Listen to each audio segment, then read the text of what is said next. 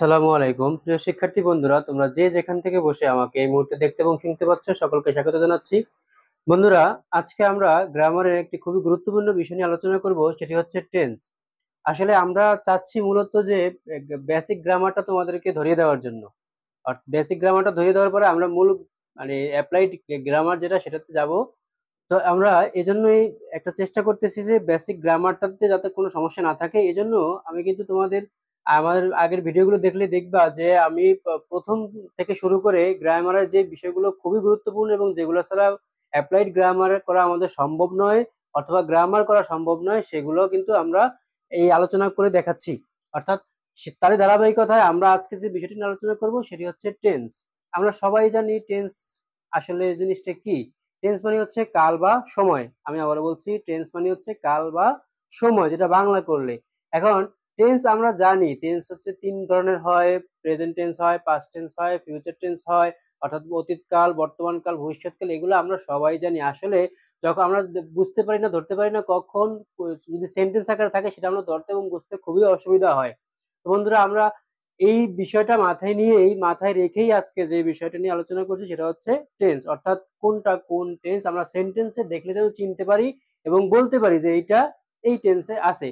এখন টেন্সটা আমাদের কোথায় দরকার? গ্রামারের। গ্রামারের প্রতিটা ক্ষেত্রে কিন্তু আমার টেন্স দরকার। যেমন রাইট ফ্রম ভার্ব করতে গেলে আমাদের টেন্স দরকার হবে। তারপরে আমাদের যদি আমরা ন্যারেশন করতে যাই, টেন্স দরকার হবে। এবং চেঞ্জিং সেন্টেন্স করতে গেলেও টেন্সের দরকার। অর্থাৎ টেন্সটার বিকল্প কিছুই নেই। শুধু গ্রামারে কেন, আমাদের দৈনন্দিন জীবনেও টেন্সের বিকল্প খুবই কম দেখা যায়। অর্থাৎ টেন্সের বিকল্প হয় না। টেন্স আমাদের লাগবেই। বিশেষ করে আমাদের মুরব্বী যারা ছিল তারা অনেকেই দেখলে আমাদেরকে বলতো, তারা একটু ইংরেজি ব্যাকরণটা ভালো জানতো অথবা টেন্সটা ভালো জানতো, তারা কিন্তু আমাদের ধরতো, বলতো যে আমি ভাত খাই, এটার ইংরেজি কি হবে? আমি পরীক্ষায় ভালো রেজাল্ট করেছি, এটার ইংরেজি কি হবে? এগুলো আসলে মূলত টেন্সের উপর নির্ভর করে করতে হয়। এজন্য তো শিক্ষার্থী বন্ধুরা, আমরা আর আলোচনা দীর্ঘায়িত না করি, অন্য কথা বলে আমরা আজকে মূল আলোচনায় চলে যাচ্ছি। সেটা হচ্ছে টেন্স। আমরা সকলেই জানি টেন্সটা আসলে মূলত তিন প্রকারের হয়ে থাকে। কয় প্রকার হয়ে থাকে? টেন্স মূলত তিন প্রকারের টেন্স হয়ে থাকে। কি কি হয়ে থাকে? টেন্স হচ্ছে প্রেজেন্ট টেন্স হয়ে থাকে। প্রেজেন্ট টেন্স মানে হচ্ছে বর্তমানকাল, আমরা সবাই জানি। প্রেজেন্ট টেন্স হয়ে থাকে, তারপরে পাস্ট টেন্স হয়ে থাকে, আর হয়ে থাকে ফিউচার টেন্স। তাহলে টেন্স আমাদের কয় ধরনের হলো? টেন্স হচ্ছে তিন ধরনের। সরি, টেন্স হচ্ছে কয় ধরনের? তিন ধরনের হয়ে থাকে। একটা হচ্ছে প্রেজেন্ট টেন্স, একটা হচ্ছে পাস্ট টেন্স, আর একটা হচ্ছে ফিউচার টেন্স। এখন এই প্রত্যেকটা টেন্সের আমরা ধারাবাহিকভাবে আলোচনা করব এবং সম্পূর্ণভাবে আলোচনা করব। প্রত্যেকটা আলোচনা এই জন্যই করবো যাতে আমাদের কখনো অসুবিধা না হয় বুঝতে, যে আমরা এটা বুঝি না বা এটা বলতে পারি না যে এই টেন্সটা আলোচনা করা হলো, ওটাও হলো না। আচ্ছা, তো আমি বাংলা যদি লিখি তাহলে কি পাবো? সেটা হচ্ছে টেন্সের প্রেজেন্ট টেন্স যদি করি, প্রেজেন্ট টেন্সের বাংলা হচ্ছে বর্তমান কাল। প্রেজেন্ট টেন্সের বাংলা কি? বর্তমান কাল। অর্থাৎ বর্তমান সময়কে বোঝানো হবে। পাস্ট টেন্স মানে যেটা অতীত হয়ে গেছে, মানে পাস্ট। আমরা বলি না আমাদের পাস্ট, আমাদের লাইফের পাস্ট, মানে কি? যেটা গত হয়ে গেছে অর্থাৎ যেটা চলে গেছে, সেটা হচ্ছে অতীতকাল। আর ফিউচার মানে হচ্ছে কি? ভবিষ্যৎ, যেটা আমাদের সম্ভাব্য, সামনে হবে, এখনো হয়নি, যেটার জন্য আমাদের অপেক্ষা করতে হয়, সেটাকে বলা হয় ফিউচার, অর্থাৎ ভবিষ্যতের সময়। তাহলে আমরা টেন্স তিন ধরনের পেলাম। কি কি? প্রেজেন্ট টেন্স পেলাম বর্তমান কাল, পাস্ট টেন্স পেলাম অতীতকাল, এবং ফিউচার টেন্স পেলাম কি? ভবিষ্যৎকাল।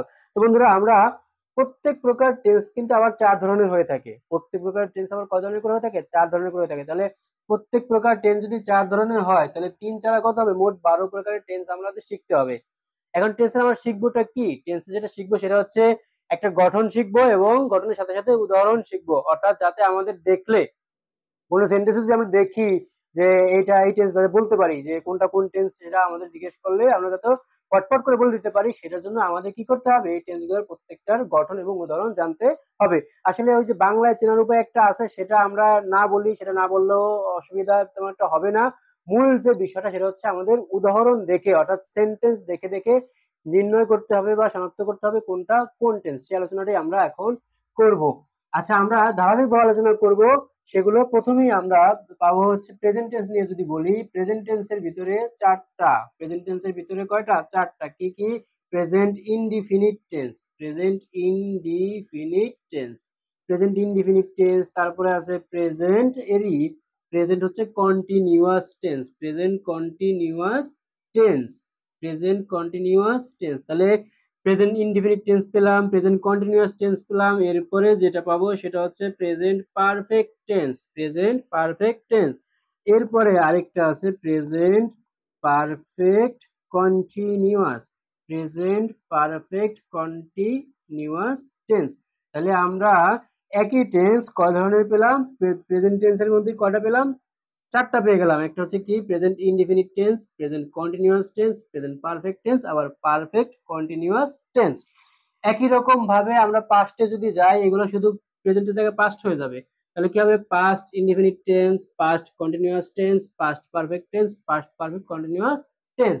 ঠিক একই রকম ভাবে ফিউচার টেন্সে যদি যাই, একই জিনিস ঘুরে ফিরে future indefinite tense, future continuous tense, future perfect tense, future perfect continuous tense. ঠিক একই রকম ভাবে পাস্ট টেন্সের ক্ষেত্রে একই রকম, এটার কোনো ব্যতিক্রম কিছু আমরা দেখতে পাচ্ছি না। এবং ব্যতিক্রম দেখতে পাবো কোথায়? যখন আমরা ওই উদাহরণ এবং রুলস পড়তে যাব, অর্থাৎ ওই স্ট্রাকচার বা গঠন এবং উদাহরণ পড়তে যাব, তখন আমরা দেখবো যে আসলে পার্থক্যটা কোথায়। তাহলে প্রেজেন্ট টেন্সের মধ্যে চারটা পেলাম, পাস্ট টেন্সের মধ্যে চারটা পেলাম এবং ফিউচার টেন্সের মধ্যে চারটা পেলাম। তাহলে আবারও বলে নিচ্ছি একবার, টেন্স হচ্ছে, টেন্স কি আসলে আমি হয়তো, টেন্স মানে কি সময় বা কাল, অর্থাৎ ভার্বের বা ক্রিয়ার কাজ সম্পূর্ণ হওয়ার সময়টাকে বলা হয় টেন্স। ভার্ব অথবা ক্রিয়া এর কাজ সম্পূর্ণ হওয়ার সময়কে বলা হয় টেন্স। টেন্স কয় ধরনের?